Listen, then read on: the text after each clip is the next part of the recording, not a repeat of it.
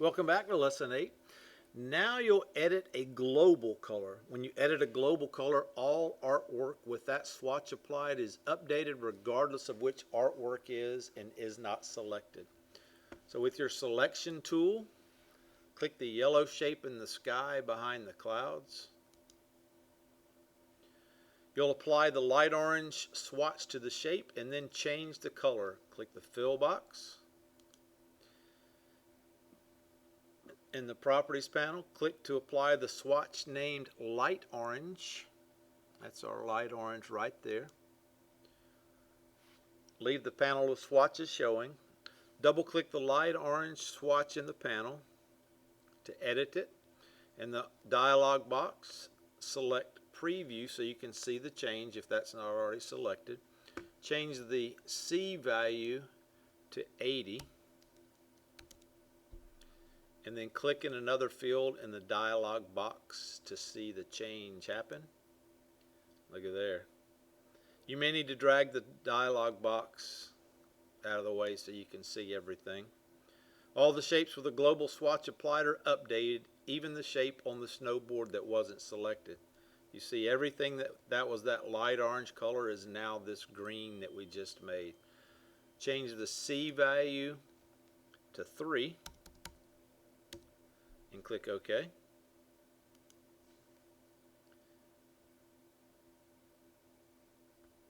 And now yours looks like thus. The default color swatches that come with each Illustrator document are non-global swatches by default. As a result, when you edit one of those color swatches, the artwork that uses the color will update only if that artwork is selected. Next, you'll edit the non-global pink swatch you applied to the fill of the snowboard. So with your selection tool selected, click to select the pink snowboard that we first changed. Click the fill box, and you'll see that the pink is applied to the fill. This was the first color we applied at the beginning of this lesson.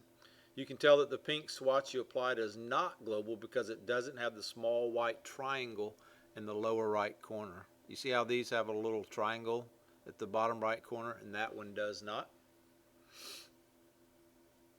So press the escape key to hide the swatches panel. Click the small blue shape either on the left or right of the word cascade. You see that little shape right there. Oh, didn't get it. Let me zoom in a little bit. That's small. Alright. Since they're grouped together, click the fill box in the Properties panel. Click that same pink that we had before, and that applies it to both of those.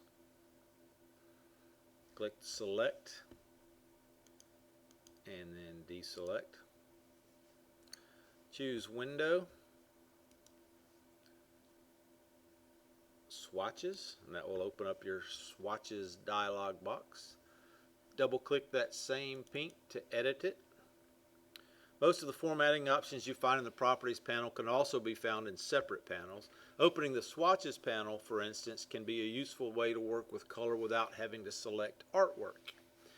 In the Swatch Options dialog box, change the name to Snowboard Pink.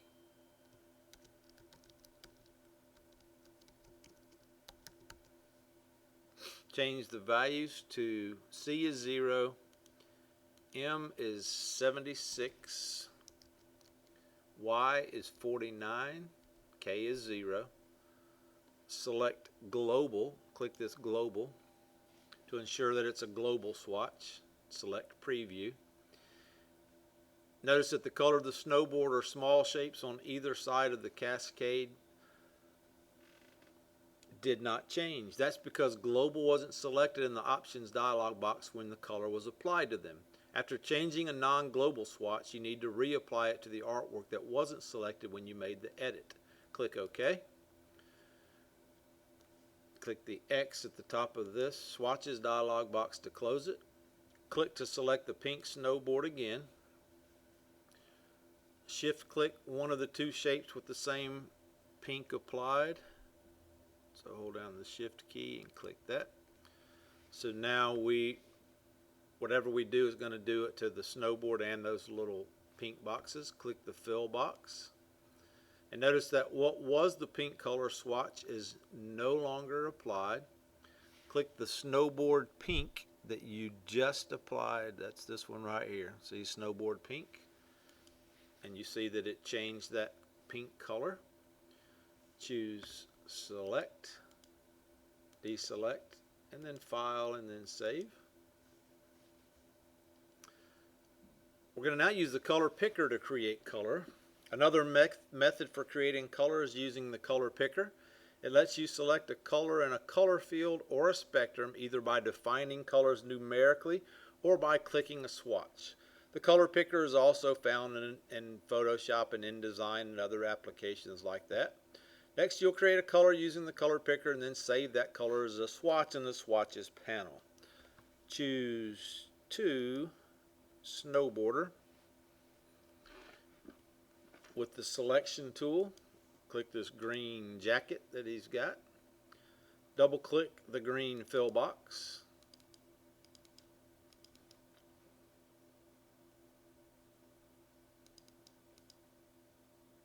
Why isn't that working?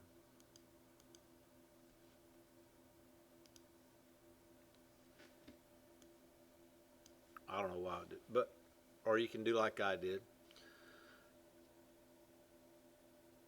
I know what I did. I thought about this. I thinked it in my brain. You can't double click this fill box in the properties panel. You have to double click the one on the toolbar. See there? When you double click the one on the toolbar, it works. If you click this one, it does not work. Alright. In the color picker dialog box, drag up and down in the color spectrum bar to change the color. You see how you can do this? You can just drag this up and down, and that shows you how things are going to change doing that way. Let's drag it up to we're in the purple range somewhere. Doesn't matter exactly where, just so it's purple. Doesn't have to match mine. So drag the color field. You can also drag here. Let's drag this up to approximately right there. Just showing you different ways that you can do this, and it adjusts the brightness. The color you create when you click OK, don't click yet, appears in the new color rectangle. An arrow would point, see right up here, that shows you right here.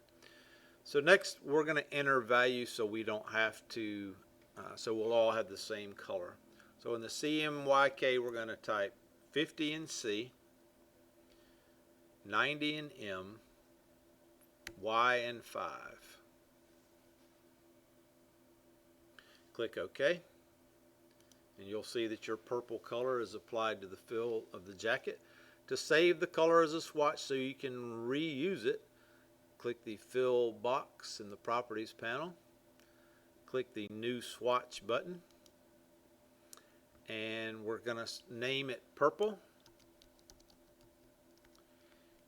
and global, this should be selected. Click OK, and you now see that the color purple is in there, and you see the little piece, the white piece right here shows you that it's global. Choose select, deselect, and then let's do file and save. This would be a great time to end this video.